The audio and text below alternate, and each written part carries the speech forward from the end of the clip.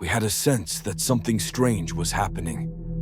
We immediately approached the ship, and what we saw left us in shock. What we witnessed seemed impossible. According to theory, it all began with the wild imagination of Albert Einstein. Einstein was working on the unified field theory, which in one version described the possibility of bending light around an object using a powerful electric generator aligned at precise angles, essentially making the object completely invisible.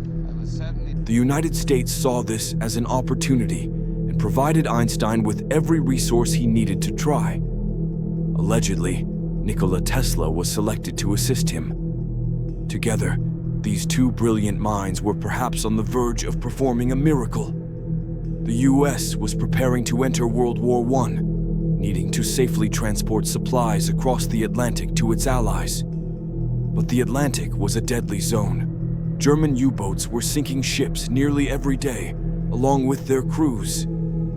Additionally, Germany's secret experiments had become mysterious legends whispered about by nations worldwide. In response, the US military initiated a series of experiments in the mysterious Area 51 under a project called the Rainbow Project. The goal was simple: to gain an edge over enemy nations. One experiment created ghost planes, aircraft invisible to radar, providing strategic advantages in the war. But the most extraordinary experiment was said to be the Philadelphia experiment, allegedly conducted on October 28, 1943. Like the ghost planes, the goal was to make ships undetectable to enemy radar. The US Navy wanted not only invisibility, but also the ability to teleport vessels across distances. An idea based on Einstein's unified field theory and teleportation studies he had reportedly begun as early as 1925. Witnesses claim that a retired sailor named Carlos Miguel wrote to researcher Yesu in 1950, reporting that he had seen a spy ship teleport. He also claimed that Einstein's research had been used by the US military to teleport a destroyer. Preparations for the experiment were complete, and the ship involved was the USS Eldridge, DE-173, a 104-man destroyer-class vessel. According to accounts, two 75-kilowatt generators were installed beneath the ship's forward gun turrets. 4 magnetic beams would spread across the deck. These beams, combined with radio waves, were meant to envelop the ship, rendering it invisible to enemy observers. On June 22, 1943, at 9 a.m., the generators were activated at the Philadelphia Naval Shipyard. A magnetic field formed, followed by a greenish mist that surrounded the USS Eldridge, and then it vanished completely. Only the anchor remained visible briefly, then even it disappeared. We were left staring at empty ocean. Officers and scientists aboard our ship held their breath in fear and awe.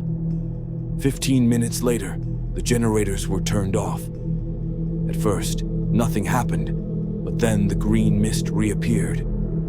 The ship gradually rematerialized, astonishingly, 640 kilometers away in Norfolk waters, and returned 15 minutes later. Yet nothing was as it had been. Crew members were physically trapped in metal. Some never returned. The experiment appeared successful, but had horrific consequences. High-profile scientists were involved, including Albert Einstein, Dr. Jovan Enman, and Dr. Nikola Tesla.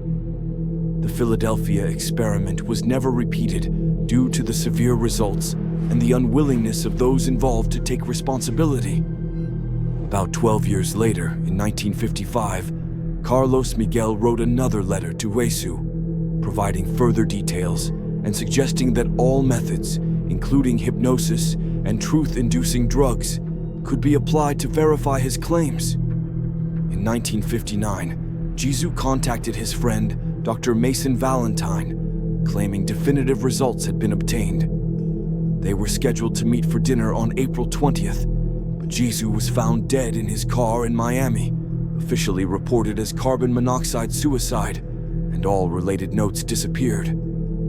According to Charles Burrell, who later interviewed Valentine, the Philadelphia experiment cannot be explained by conventional means. Some scientists argue that matter is not formed from atomic particles, but from interacting electromagnetic fields. Manipulating these complex fields could alter the phase of matter, making objects appear to vanish or even displace through space-time, which aligns with reports of the experiment. Many questions remain. Why was a large destroyer used instead of a smaller vessel?